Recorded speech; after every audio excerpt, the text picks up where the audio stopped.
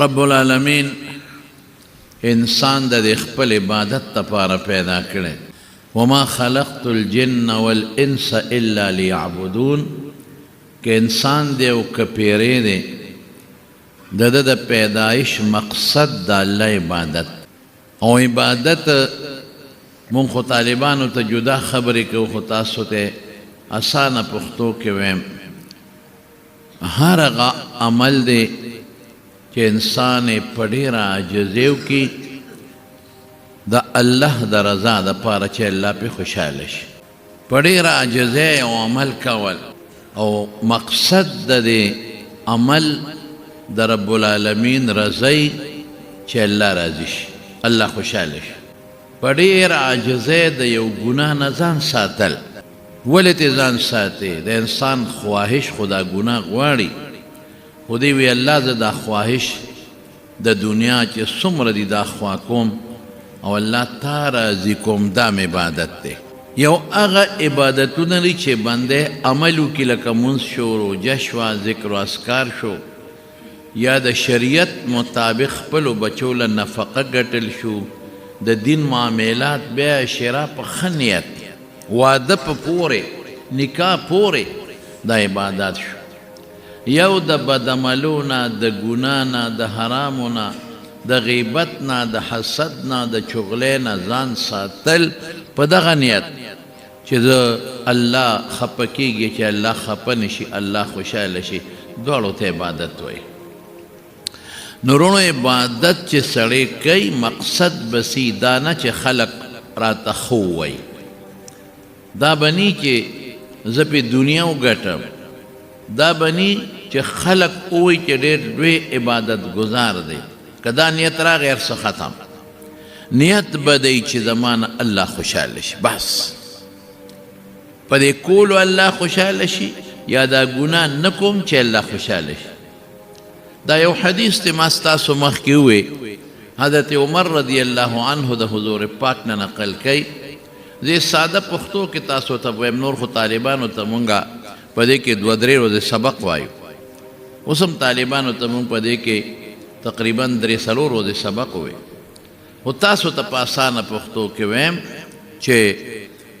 یو حضور پاک چې کله هجرت وکړو مدینه شریفې ته یو سړی مهاجر ام قیس ورته وایي هغې سړي مدینې ته هجرت وکړو خو څه دپاره یې وکړو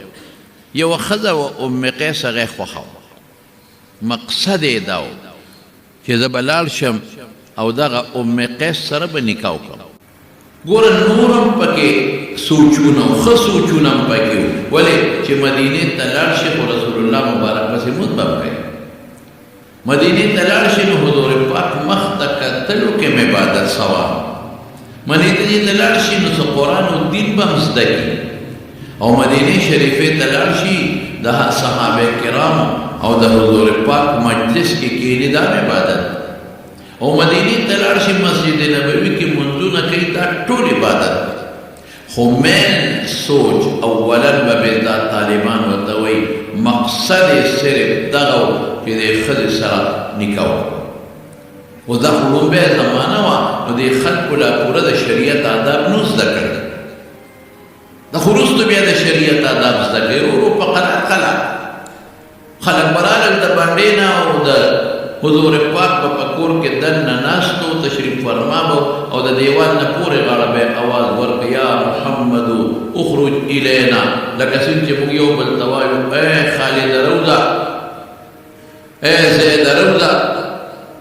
دقسې به هغې اواز کو د حضور پاک نوم به یې واخېست صلی الله علیه وسلم روضه نو الله ورته آداب وښول دا څه بېادبي هغه وخت کې نو هغې ته پته نه هغې خو ورو د یو ورځې نیمې ورځې مسلمانان ورو به آداب زده کول چې لا تجعلوا دعاء الرسول كدعاء بعضکم بعضا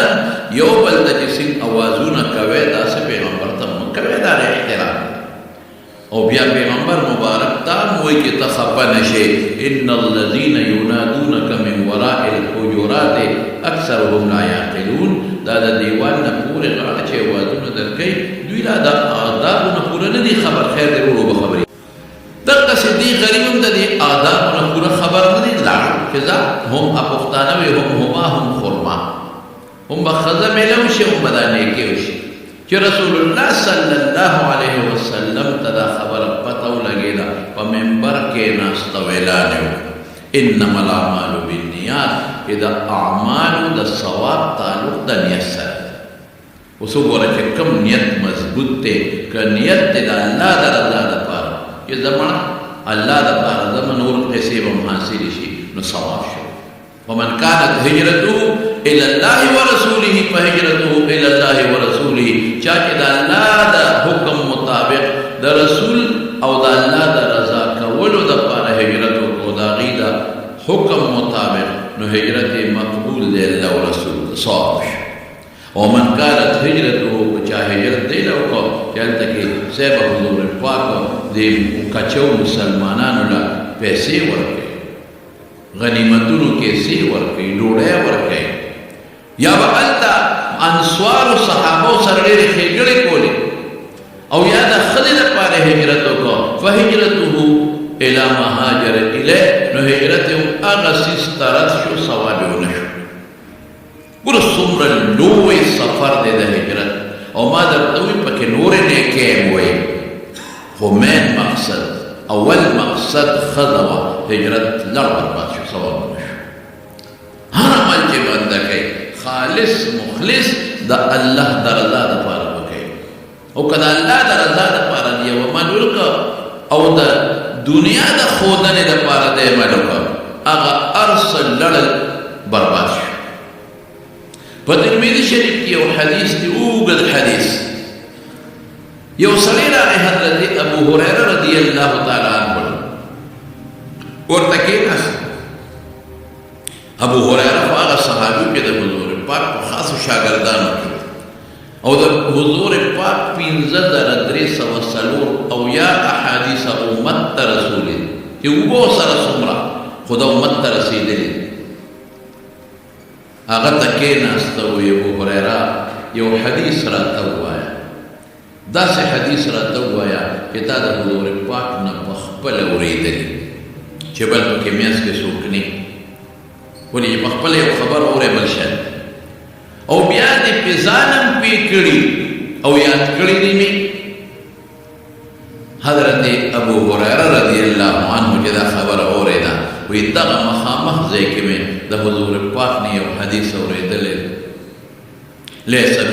بیني وبینه احد بالذات مې اورېدلی دی د هغه او زما په میانځ کې هېڅ څوک نو او ښه مې پې ځان پوه کړی دی او عقلته فهم ښه مې یاد کړی ځان مې پوه کړی خو چې دا حدیث یې ووایي یو مضبوطه چغې وواله او پرېوت بېهوشه شو لږ ساعت پس چې هوش کې راغی بیا وایي ما د حضور پاک نه یو خبره اورېدلې ده زما د هغه میانځ کې هېڅ څوک نو مې یاده کړې دا مې پې ځان هم پوه کړی دی بیا یو مضبوطه کریکه وواله په ځمکه بیا پرېوت بېهوشه شو 3 ځله دا چلو شو خلکو هغه سړي ته ویې څه غم دی راوړی دی زموږ شیخ باندې څه چلو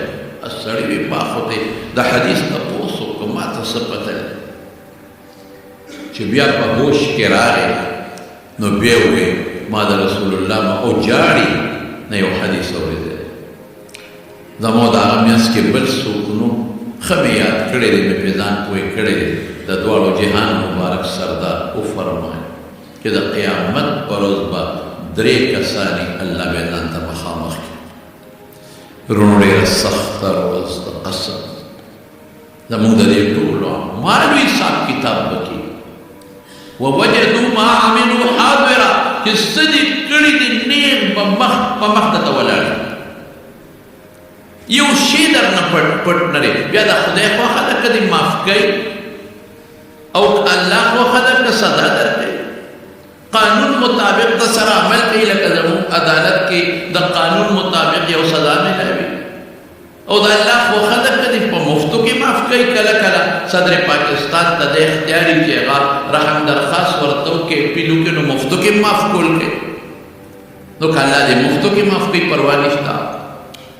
لیکن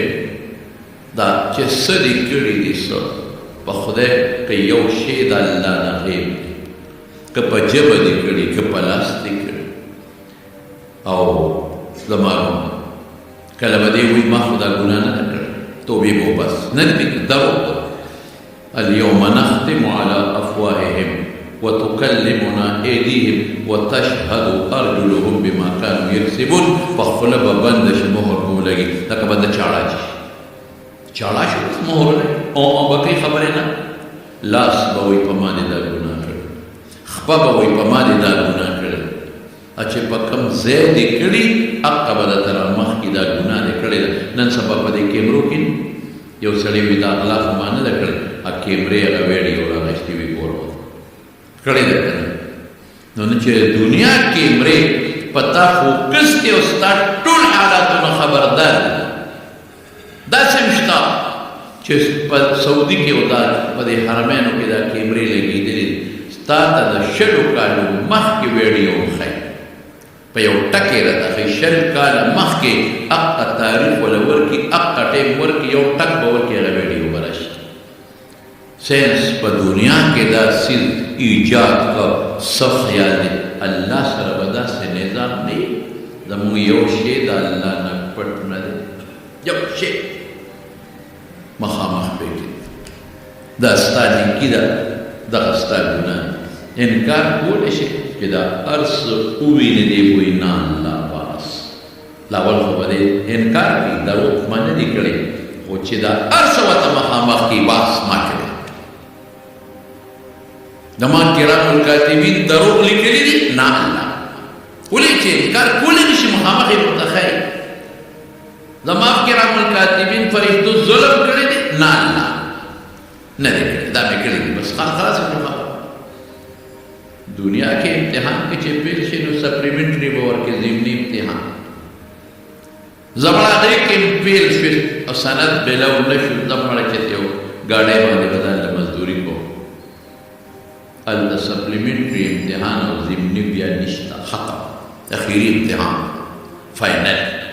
او هلته دا نشته چې امتحان کې فیل شم نو دنیا ته به بیا مقرره کړي چې دا اوس بیا نیک عمل وکړه. دی به چغې وایي الله ما واپس دنیا ته ولېږه، ته ګوره چې زه څنګه عمل کوم، ما ولېږه واپس. الله وایي دنیا دې سر خوړلې دی، دنیا ته واپس تلل نشته. دغه یا جنت او یا دوزخ. پورې غاړه جنت دی، محشر ته مخامخ دوزخ دی. د پاسه نري د ویښته نه نري پل د تورې نه تېره پل صراط، بل لار نشته. که د دې محشر کې ایثار شم دې میدان کې دا به ختمې میدان. محشر به چې ایثار کتاب وشوي دا ابر اوچت کې الله هغه ټوله د محشر ځمکه چې خلک پرې د پاسه ولاړ ابر غونډه کړي، یو ډوډۍ به ترې جوړه کړي،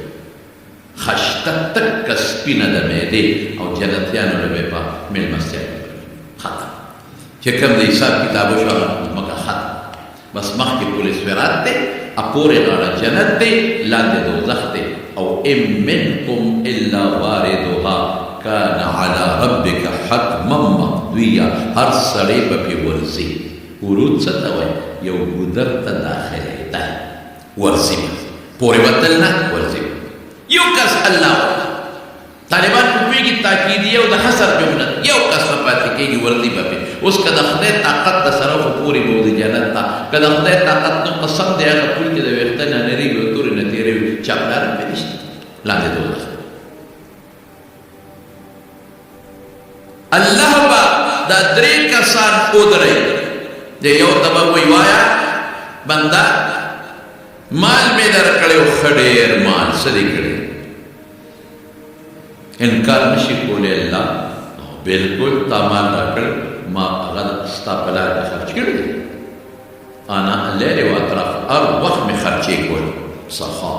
مثلا زه به مثال درکړم، کونډې، یتیمانان، مدرسه، جومات هر چا له ورکړی. رب العالمین به وفرمایي کذبته، دروغ دی وایي. خو چې الله وایي کذبته نو د الله د عرش نه ګیر چاپېره چې کوم هغه لکه او کروړه او اربه او فرشتې دي ټولې به وایي کذبته. لومبی خو به د دا مهرو لګېد چې الله ورته دروغجن وي. یو عام ملګري چاته وایي دروغ دی وایي لږه وړه خبره. او که یو استاد ورته وایي دروغ دی وایي یو لوی عالم ورته وایي یو افسر ورته وایي چې دروغ دې ووایې جج ورته وایي دروغ دې ووایې دا ډېره درنه خبره چې رب العالمین درته وایي چې دروغ دې ووایې ماشاءالله د غټه صدا خو ده چې په ټول محشر په ټول مخلوق په مخ کې ورته الله دروغجن وایي چې دروغ دې ډېره لویه خبره غټه ټاپه ولګېده او بیا دا لیکونه کروڑونه فرشتې چې ورته وایي دروغ دې ووایي د دروغجن صدا اوس دا سره چې الله بس ته دروغجن وایي بس خبره ختمه الله به فرمایي مزمنم چې دا خرچې دې کړي دي خو زما لپاره نه لیقال فلان جواد دې له دې کړي چې خلک درته سخي وایي ډېر سخي سړی تهمه نه دي چې خلک راته وایي چې ګوره څومره سخي دی څومره خرچې وکړه وایي کونډو له یتیمانانو چې څه له دې کړي هغه نوم دې په دنیا کې ګټلی تا چې څه له کړي وه هغه مقصد حاصل کړي ما له دې څه کړي دي اینما قدمته مخکې دې ما له څه رالیږلي ډېر خلک ونو ګورې نن خرچې کوي خو د الله لپاره نه کوي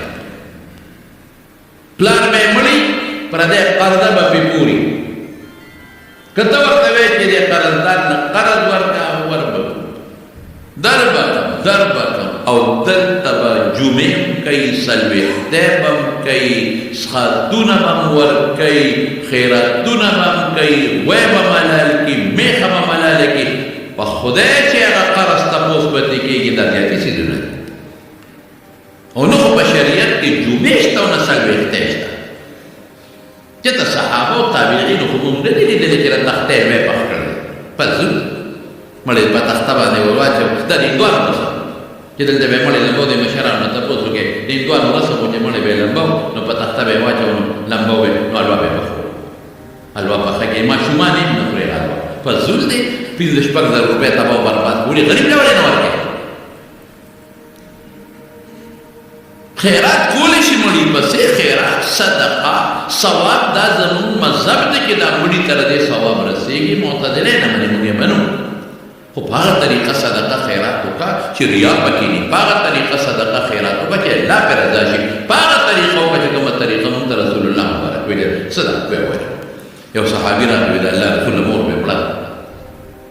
او یو کوی مې زړه غواړي چې وکړم مدینه شریفه کې خوږې اوبه کمې وي که چېرته خدای خوږې اوبه راوستې کوی مې غواړي وکړم وی یو بېلکل وی یې وکړم خدای پکې خوږې اوبه راوستې وی دا د ام سعادې دا مې د مور ته ثواب شو بس دقه ثواب څومره چې خلک د کوی نه اوبه څښي مور ته به ثواب رسېږي جومات جوړ کړه مدرسه کې یو کوټه جوړه کړه غریب له ورکړه یتیم له ورکړه کونډې له ورکړه څوک مه خبره وه حضور پاک فرمایي اوه کسان به د قیامت پر ورځ د الله د عرش د سوري لاندې وي په هغه اوو کې یو څوک دی قیامت ورځ سخته ده دا اوه کسان یو دی رجل تصدق بصدقة صدقه ورکړي یا د خپل طرف نه یا د بل نه عامه ده او په کومه طریقه صدقه ورکړي فاخفاها حتى لا تعلم شماله ما تنفق یمینه چې ښې لاس کما صدقه ورکوي چې دا قسم دې خبر نه شي وایي نه هلکه مه کوه قرض خلک مړه سبا به خلک وایي چې پلار پسې یو دمړې هم خیرات نه خلک وایي لاړه قرض اوبو ته لف غریبې په خدای یتیمانان به پکې پاتې شي ماشومان واړه یتیمانان او ترې راشي خیرات کوه هلکه د خپل طرف نه کوي کله ماشومان بیا وروسته دا د ما خیرات دی سبا به خلک وایي چې پسې خبیث بچیه ښځې ته دې چل بله جوړ کړی دا زمونږ په دغه بیرغ کې ځای راته نښې یو شل پنځه کاله مخکنۍ خبره یو زنانه اوسېده ماشومان یتیمانان په پردي کور کې بلکل په پردي کور کې او خاوند یې مړ شو اوسې په دغه ځای نه تره راغی دا ماشومان دا ښځې ډېر او د خیرات خلکو ورته وایي چې دا یتیمانان دي غریبانان دي له ورکړه نه نه د مارور دی د خیرات ورپسې کوم دا د مارور دی د خیرات ورپسې کوم خلک به سبا وګوره خلک وایي دا چې خلکو ټکې دې پکې وي هر څه دې جوړه وایي مله شو یا سمداسې کړو ما نو اوس خبره یې دیګونه د دنیا او څلوېښت خلکو وایي چې د راشه تیاره نیغه غوړه غوښه ده بس منتم ده مونږ هم چې داسې مونږ په خېټه ورته لاس ووهو په خېټه لاس ووهو د نارې ګولۍ ورته بېله ور واچوو چې زیارت ومېمونده محموده ومېمونده خیراتونه دي او سی به کېږي او چې څلوېښت ورځې تېرې شوې په څلوېښتمې واپسې خیرات وکړه د ظالم نو ښځې ته ویزه کېږي ماشومان بچو یتیمانه ښځې ویزه خو نه ده نه ته زما عزت یې ما پسې ډله ما ته راشه مولوي صاحب دقسې یو مسله ده یو سړی دی دا لوبې کړي دی مونږ پوهېږه چې مه کوه اوس هغه ښځې باندې لاس واچوه ښځه مونږ ته وایي چې دا ما خرڅوي او دا ماشومان یتیمانان هم رانه خرڅوي ما پسې ټانګه راوستا نو ټانګې وې ما پسې لاړم چې لاړم چې سړي ته مې وکتل سړی سم یو موټه سوټه مشکل یو غټ شی لوی کوتک د دې بره وتل غټ کوتک چې کېناستم کیاسې روغ غوندې مولوي صاحب څنګه ما دا څه کوې وایي دا زما روندار ده زما عزت ما دا ستا عزت نه دا ستا روندار ورور دې مړ اوس دا پردی ستا ختم رسول الله مبارک فرمایي الحمد الموت لیور دا مای پیغمبر وي تبی ستا د دې نه ستر دې ستا نه ستر سپېڅ پکې نه دا د پورته مې ښځې نه ورته تپوس وکړو پلار یې پوه او پلار یې غریب داسې راغلی رچېد ما دې مولوي صاحب ګورې دا لومې بوځي دا نوسانو سیره د خرڅې دا ډېر ظالم یاره سړی تلک ورو مې شروع کړو مې په خدای چې دې مقتدیانو ته هم دونه دې ټاکوم چې د والو غل به دې معلوم شي ما هم پېژنې که نه پېژنې اوس دې دلته راګېرومه مې دې پخوا به خلکو د وږي په کوتک ووایه وږي نه دي دا به په کوتک ووایل نو جوار به یې تېستل هلکان ته یې لکه د وږو کوتک شته وږي په حکم کوه خو چې سړی سړی نرم شي پاشي ماشومان یتیمانه دا واړه یتیمانان دا ته خرڅوي دا جنګۍ دا واړه د پلار دې دې پې شوکارې شي څلور میاشتې لس ورځې به دا دلته تېروي دا خلک یې د کور نه نه وباسي بس دا د دې کور او بیا د پلار یې خوښه ده او د دې ماشومانو خوښه ده وایي ما چې به دونه خرچه کړې تا ته چې دې قوم وایي چې ما کولې دي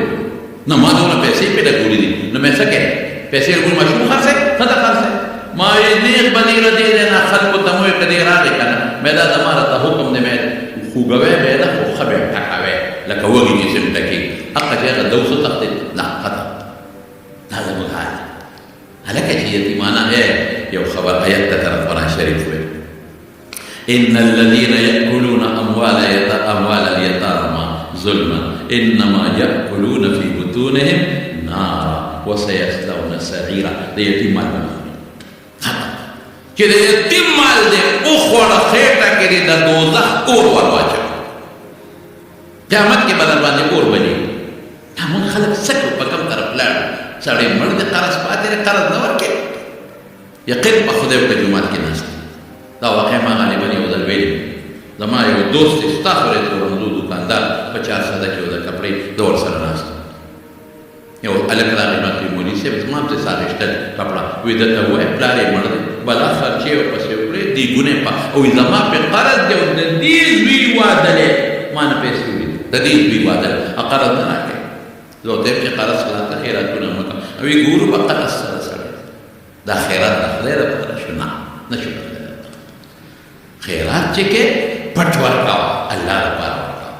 دیګ هم پخې منع نه دی که یو سړی خیرات کوي دیګ پخې په غریبانان نه خوري هېڅ منع نه دي خو په دې دیګونو کې اکثر ریاکاري راځي ثابت ریاکاری کوي په دیګونو باندې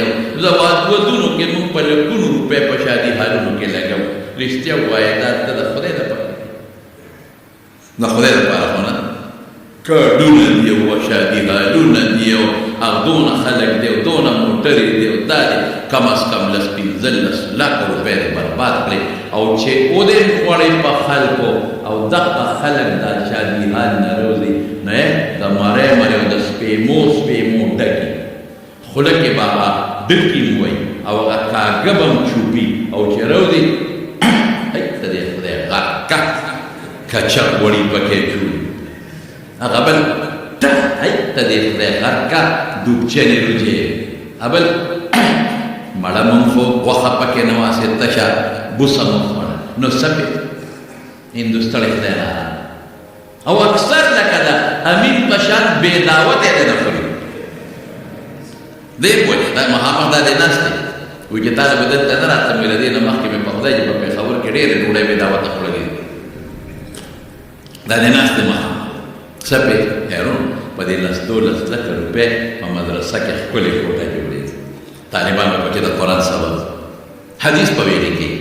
تو جمعات کے تعلیم واچا وہ جمعات کے کار پیو کا واقعی دی جمعات جوڑ کرنے ایک وقتا یو کل لور کی اعتماندہ سے خلق دینن پا مقدس مکہ چی در روزے در رکھے دے دا سے غریبانان دی اعتمانان چی پردے ٹکڑی پوری قسم دی ماتا معلوم دی دا سے غریبانان اعتمانان شتا چی پردو ما شمان و جامع والا موب روڑی او للن دی تنگی کیوں دی کیوں اپا و تورج دا سے طالبان ممسرک دا غریبانان چی غید ماسبخین پس دان دا مزدوری کئی او سار نسبق کوئی دانا وقت دین ولی دے مدرسہ کے دا چے دوڑے ضرورت دے ولی نور کے نیک وقت سد ضرورت دے خیرات ہوئی خیرات آغاو کا چے اللہ کو خوشایش خیر خبر خلر نارا خو ضروری وقت نو اللہ باو فرمائی چتا خرچی کڑی دی خو ما دا پانا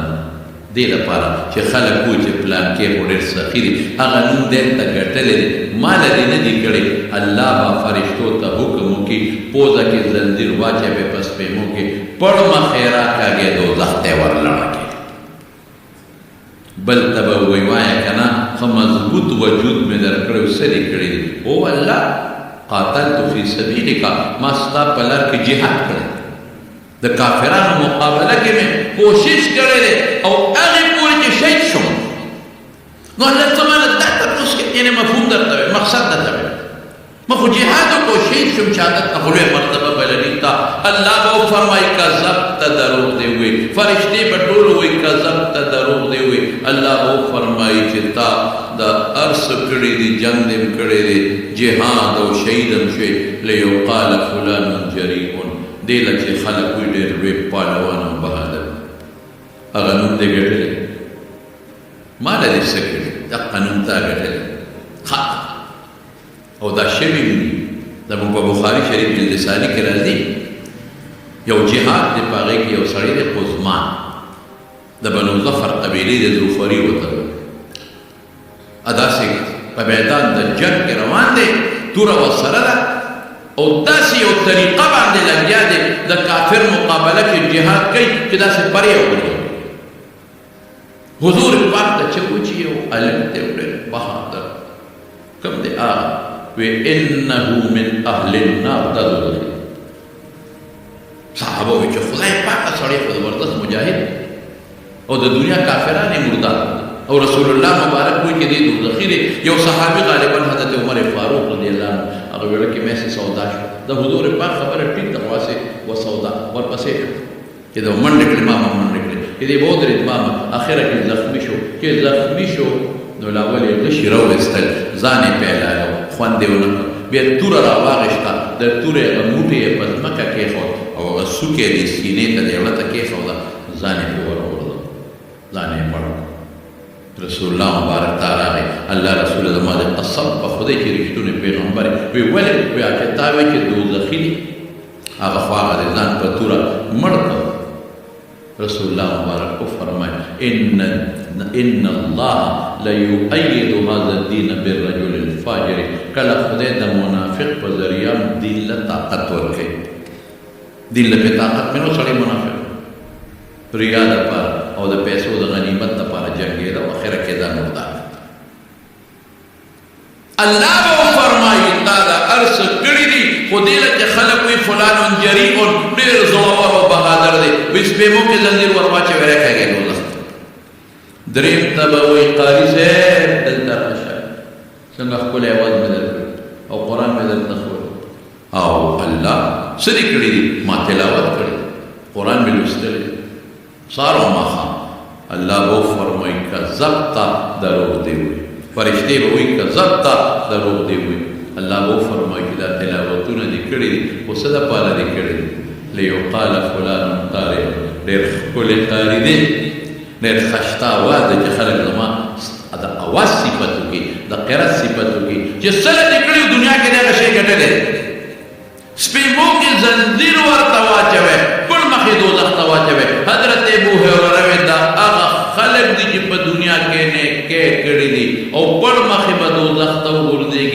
چا دا نیکی نه کړي ګناه کړي چې د هغې مسله د دې وجې نه د دې خپلو طالبانو ته ویل چې طالبان خدای معلمان نو په درس پیسې اخیستل جایز دي که تنخواه که ته وعظ او نصیحت او تقریر کې پیسې اخلي علما دام جایز ګرځولي دي چې دام جایز دي بچي به څه خوري دام جایز دي خو نه داسې به نه کړي الله درس د خدای لپاره کوه که تنخواه میلو شوم او که میلو نه شو وعظ نصیحت تقریر د خدای لپاره کوه که چا څه شي درک الله خو که درې نه کړل پروا پرې مه کوه ډوډۍ د خدای په لاس کې او قسم درته خورمه چې الله ته دې مخ کړې چې الله درته راضي کوم دا دنیا به راغمة الی رجلیک د خپوخ لاندې به دا دنیا پرته مال خو د خدای سره عزت د الله سره ډوډۍ د خدای سره مقصود بالذات چې ورته وایي الله لپاره کوه بس ډوډۍ د خدای سره ته به خدای خوشحالي ته به خدای خفه کوي او زه عموما ویم هغه ذات چې خپل دشمن کافر له روزي ورکوي مشرک د خدای غټ دشمن دی هغه له ډوډۍ روزي ورکوي د دنیا ظاهري عزت ورکوي نو چې څوک د خدای دین او عبادت کوي هغه له خدای ډوډۍ نه ورکوي دا مولانا زکریا صاحب رحمت الله علیه په دې تقریر بخاري کې یو واقع دا دا ناشنا خبره خلک کله وکړم نو بعد خلک وی دی سو ما حواله درکړم مولانا زکریا صاحب ډېر سړی د بخاري شریف په دې تقریر کې هغه واجبه واقع لیکلې په دې لومبي کې اندما چې کوم حدیث وی دا دی لیکل وی یو سړی وږي او کې دې ډېر زیات وګرځي درو ګرځي څه پیدا نکړل د لوګي د لاسه یو جمعه ته یو مې جمعه نه وته جمعه ته نه وته چې زه دې جمعه ته نو څوک براشي چې ته وړای روټه راوړ او چې نه وته یو درې کسان د جمعه په ګډونو کې ولاړ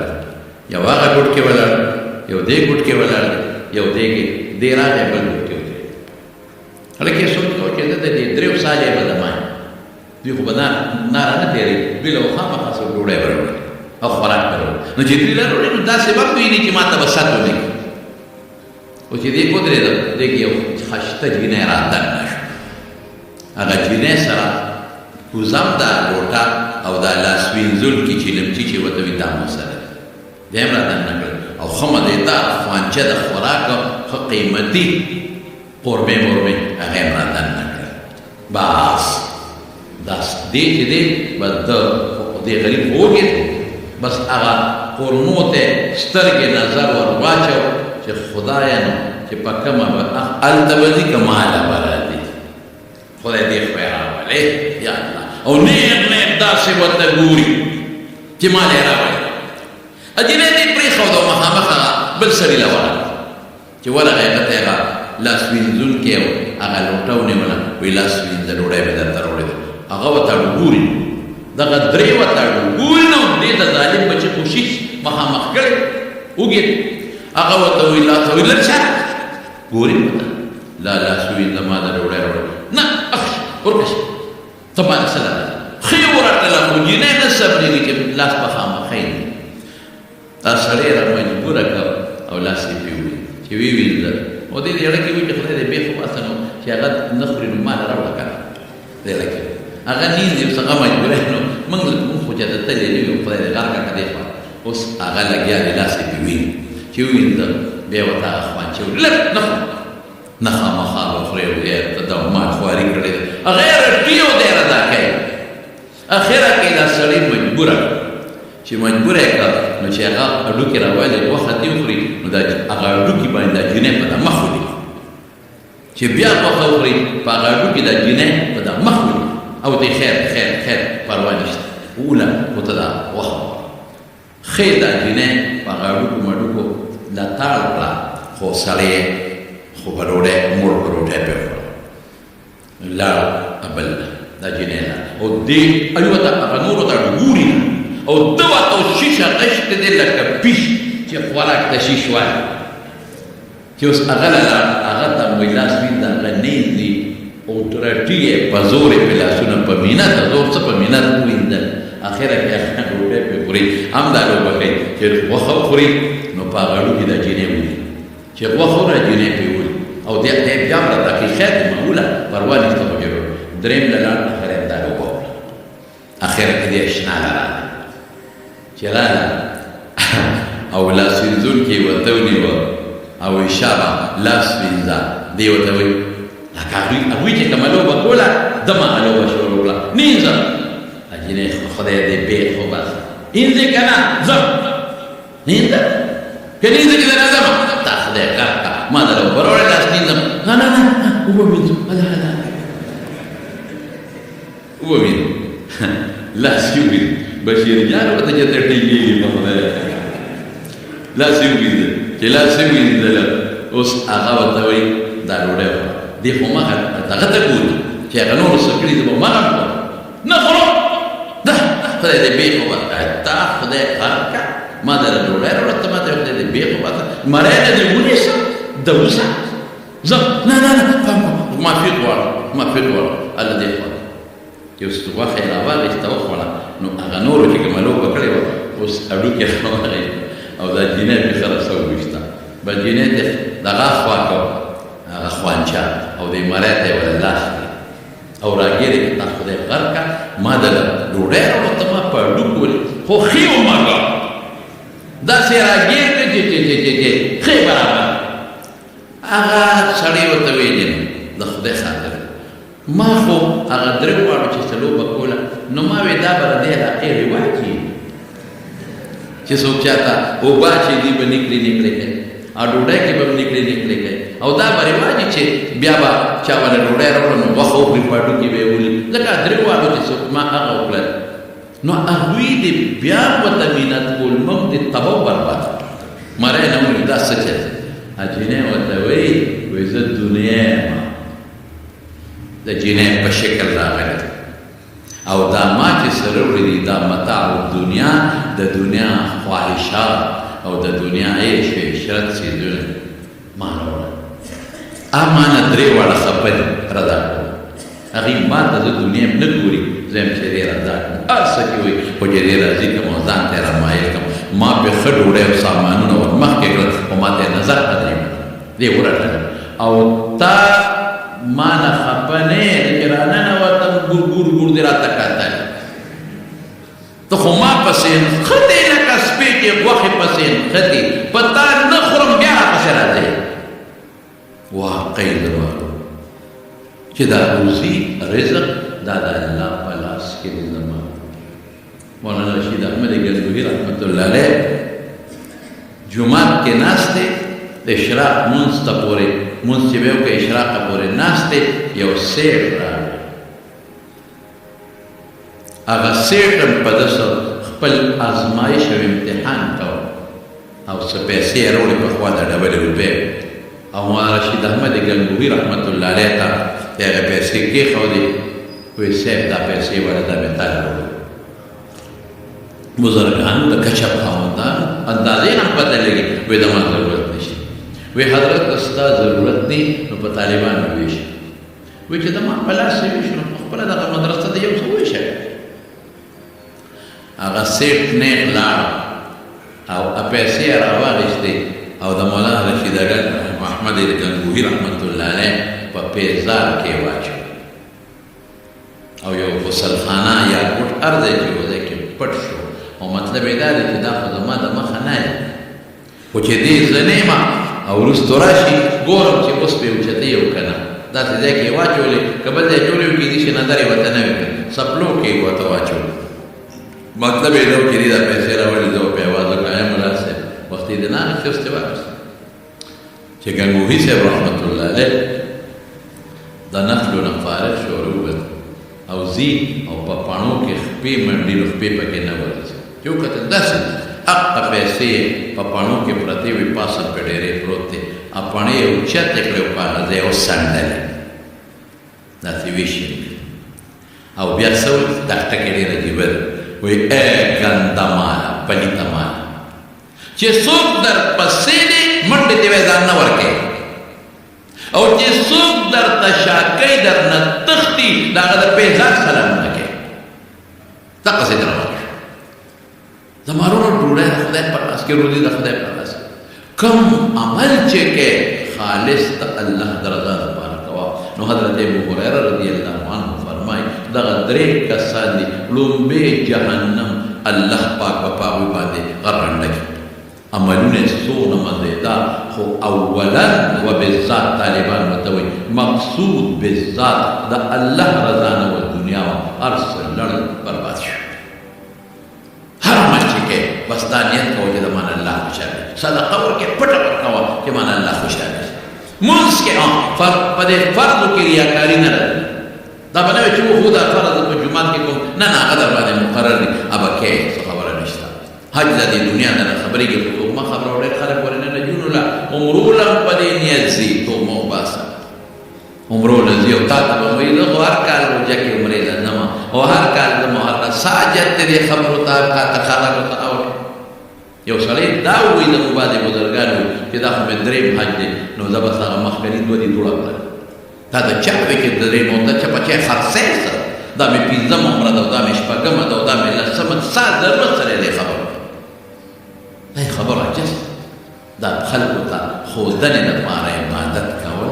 من یعمل عملا صالحا ولا یشرک بعبادت ربه احدا. شرک خفی وته او رسول الله صلی الله علیه وسلم فرمایي 1400 سال مخکې انما اخوف ما اخاف على امتي الشرك الاصغر. وی په خپل امت چې یریږم د رکوټې شرک نه یریږم. قالوا صحابه وما الشرك الاصغر يا رسول الله؟ دا الله رسول پټېلې شرک څه شی دی؟ وی الرياء والسمعه، د ښودنې دپاره کار کول او د شهرت دپاره کار کول. که ته نیکیم کې دې دپاره چې زما شهرت په خلکو کې راشي او ما خلک وویني چې پلانکې سړی نیک دی، نو د دواړو جهان مبارک سردار او الله په قرآن شریف کې دې ته رکوټې شرک ویلي. عمل چې کوو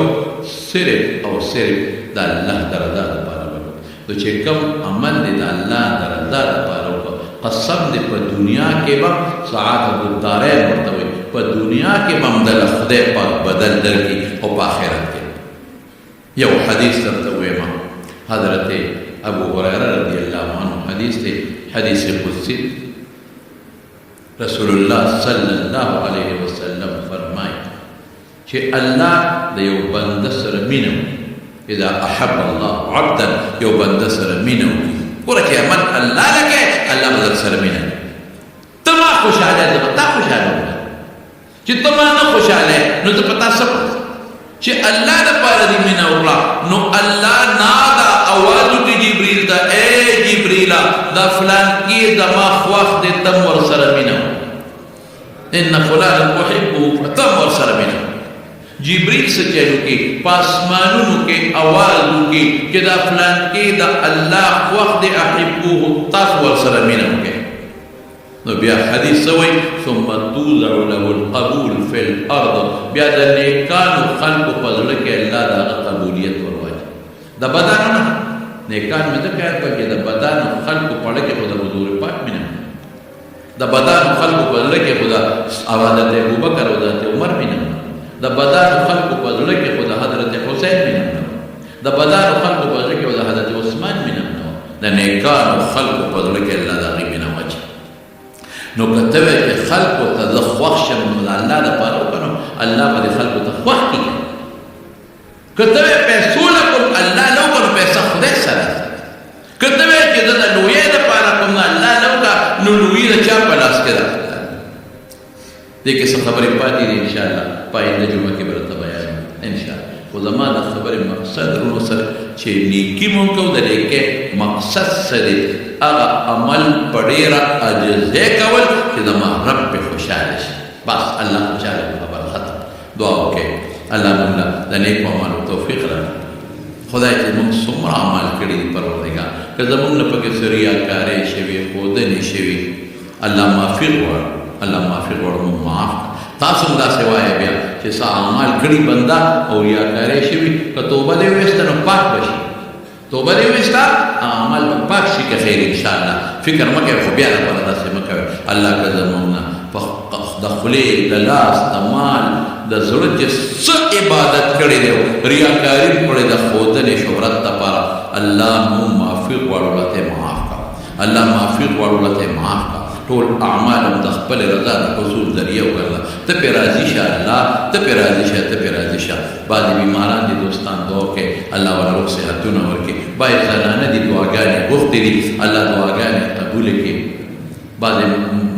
دوستان دي د هغوی څه ضروریات کې دعا کوي چې الله ضروریات ورته پوره کړي الله د دنیا و آخر د پریشانونو په امن کې وساتي او الله د خیر او برکت زندګي نصیبه کړي الله د حاسدینو د حسد نه مو ساتي الله د شریانو د شر نه مو ساتي الله د بد نظرو د بد نظرو نه مو ساتي ناګهاني آفاتو نه زنانه واړه لوی مونږ په امن کې وساتي خدای ته رانه راضي شي بنده به خپل کار کوي خو الله ته رانه راضي شي الله ته رانه راضي شي الله ته رانه راضي شي بې اولادو له اولاد ورکړي د چا چې نارینه اولاد دي نارینه اولاد ورکړي مردګان د مسلمانانو الله ټول وبخي زمونږ دا طالب علمان دي او ډېر خلکو په جوماتونو کې ډېره کړي دي مدرسې سره خلک امداد کوي الله چې څوک هم زمونږ د دې بې کسو بې څوکو د حدیثو مبارکو د طالبانو په جوماتونو کې خدمت کوي ډوډۍ ورکوي مدرسو سره امداد کوي د هغې بدلې په دواړه جهانه ورکوي وصلی الله تعالی علی خیر خلقه محمد و آله و اصحابه اجمعین د قسم خیلو د کندي د کرامت الله خور پات شوی کرامت ماسټر صاحب الله دې وبخي او الله دې وارثانو له صبر ورکړي د دې دالباد د دربادشاه مور واقعي دربادشاه مور تېره جمعه وفات وه الله دې وبخي الله دې وارثانو ټول له صبر ورکړي بعضې ملګري بیماران دي الله دې روغ صحتونه او شفا ورکړي دا د زمونږ مونږ سره د خور بیماره د غریب فالج والده الله دې ورله روغ صحت او شفا ورکړي اسیدو دیار خان بیمار دی الله دې ورله روغ صحت ورکړي الله دې ورله شفا ورکړي بار ملک یو مسافر دی او هغه ته څه مشکلات دي الله دې مشکلات په خیر بدل کړي بار چې څومره مسافر دی هغې ته دعاګانې کوئ ښه ځکه ډېر سخت دي بعضو باندې الله یې د ټولو مسافرو مدد وکړي الله دې مل شي او الله دې په روزګارونو کې برکات واچي او زموږ یو دوست دی بادر خان د هغې والد صاحب بیمار دی غریب د ملا دا تکلیف دی ورته هغې ته هم دعا وکړي چې الله روغ صحت ورکړي الله ورله شفا ورکړي الله چې څومره بیماران دي ورله شفا ورکړي او زموږ نجیب الله خان دی هغه هم د هغې دویمه جمعه ده چې غریب راغلی نه دی راغلی دی لاړه هغه ته هم دعا وکړي ډېر مخلص ملګری چې الله روغ صحت او شفا ورکړي څومره بیماران دي الله ټول له روغ صحتونه